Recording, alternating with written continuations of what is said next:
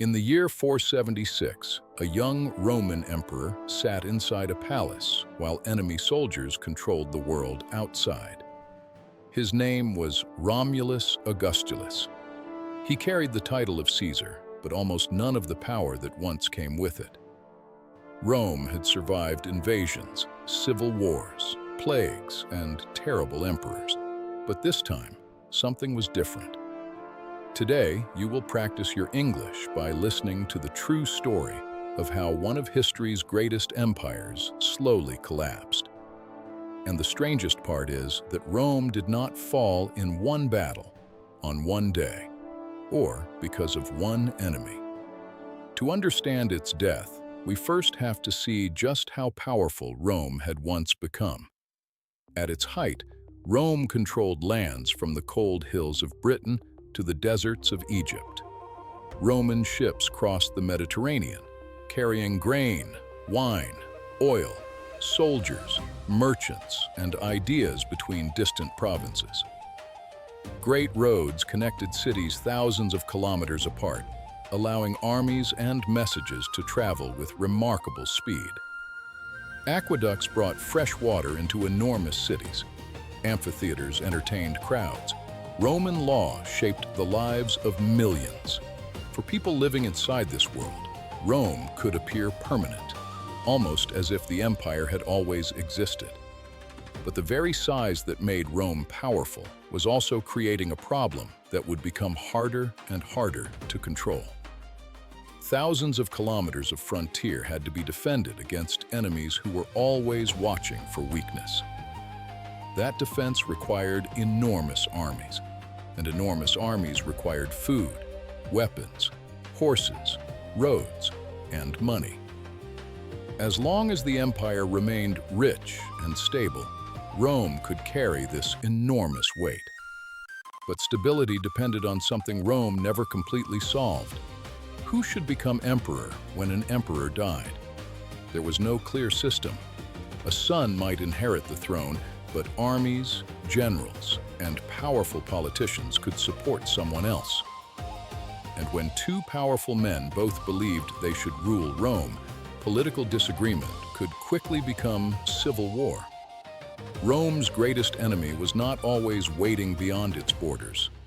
Sometimes the enemy wore Roman armor. Every civil war killed trained soldiers, destroyed farms, interrupted trade, and forced the empire to spend money fighting itself. For generations, strong emperors could repair the damage, but Rome depended too much on finding the right man at the right time. Then, during the 3rd century, almost every problem seemed to arrive at once. Emperors were murdered, generals rebelled, foreign armies crossed the borders, disease moved through Roman cities. In only a few decades, Rome passed through a shocking number of emperors, and many of them died violently. Some emperors ruled for only months before another army decided that its own commander deserved the throne. Roman soldiers who should have defended the frontier were instead marching across the empire to fight other Romans. Beyond those weakened borders, Germanic groups saw opportunities. In the east, the powerful Persian Empire attacked Roman territory. In 260, the unthinkable happened. The Roman Emperor Valerian was captured alive by the Persian king Shapur. The ruler of the Roman world had become a prisoner. The image of Roman invincibility had been badly damaged. For a moment, it seemed possible that the empire might break apart more than 2 centuries before its famous fall. But Rome did something it would do again and again. It survived. Powerful military emperors restored lost lands, defeated enemies, and forced the pieces of the empire back together. One of them, Aurelian, moved so quickly against Rome's enemies that later generations remembered him as a great restorer. Yet victory did not remove the deeper problem. The Roman Empire had become extremely difficult for one emperor to govern. News from a distant frontier could take weeks to reach the imperial court, By then, an invasion might already be serious. So another emperor, Diocletian, decided that Rome needed a completely different way to rule. Diocletian shared imperial authority with other rulers, each responsible for different parts of the Roman world. The idea was practical. An emperor could now be closer to a dangerous frontier when trouble appeared. Taxes were reorganized. The army changed. Government became larger, stronger, and more involved in everyday life. Rome had survived another terrible crisis, but the empire emerging from it was different from the empire of Augustus. The old city of Rome remained sacred and famous, but emperors increasingly ruled from places closer to the frontiers. Then Constantine created a new imperial capital in the east, and the balance of Roman power began to move with it. Constantinople stood between Europe and Asia, protected by water and placed beside some of the richest Roman provinces. Its position brought trade, taxes, ships, and soldiers. Over time, the Eastern Empire became stronger than the Western half. The West still controlled Italy, Gaul, Spain, Britain, and North Africa, but many of its borders were harder to defend. Its government needed money to pay soldiers, maintain roads, protect cities, and move armies from one crisis to another. If Rome lost rich provinces, it lost taxes.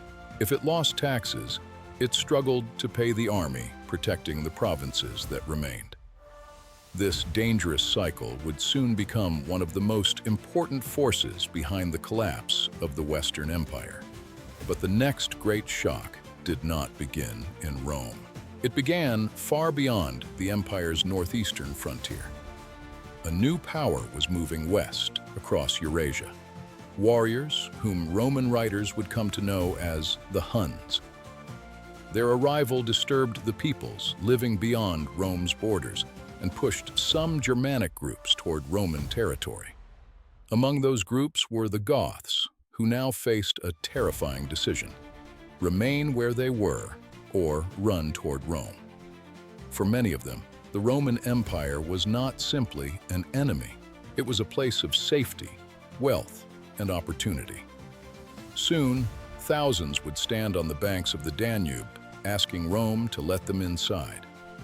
In 376, groups of Goths were allowed to cross the Danube and settle inside Roman territory.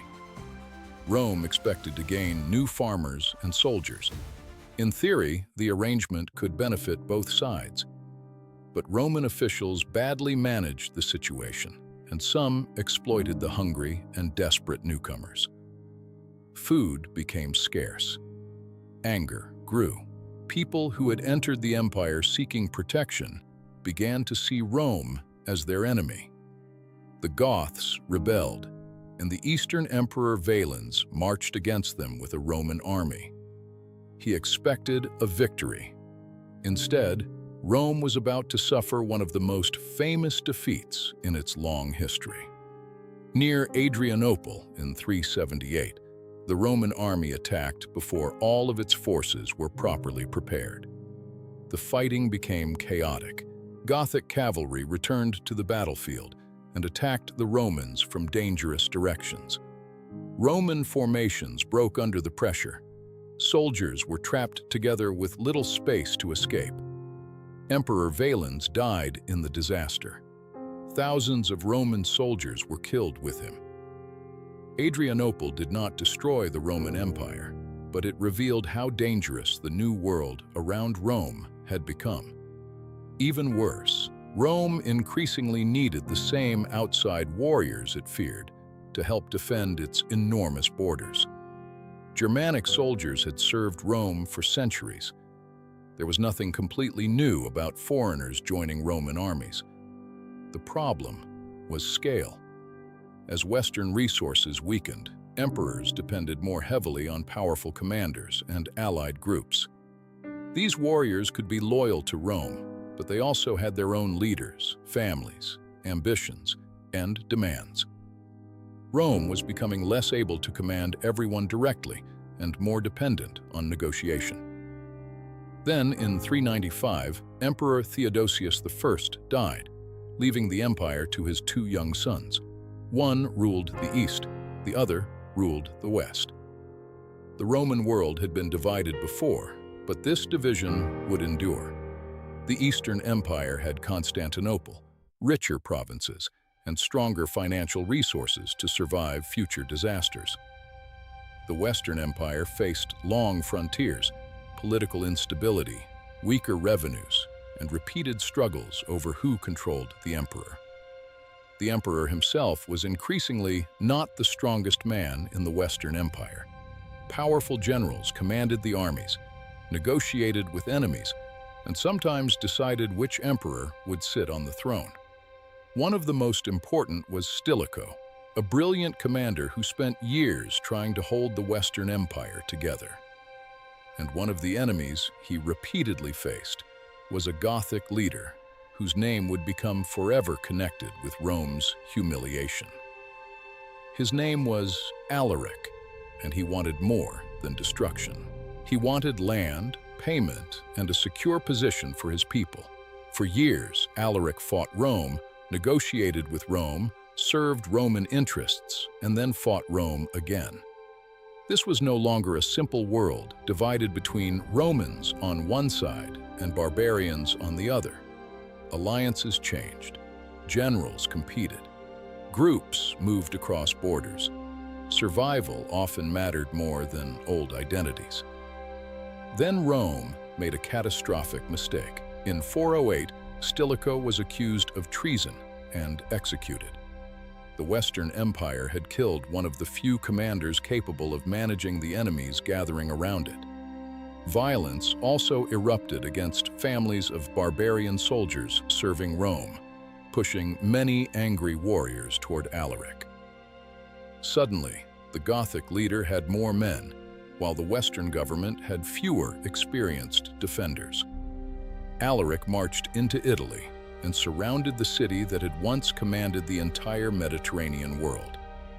The imperial capital was now Ravenna, protected by marshes, but Rome remained the emotional heart of the empire. For centuries, enemies had feared Rome.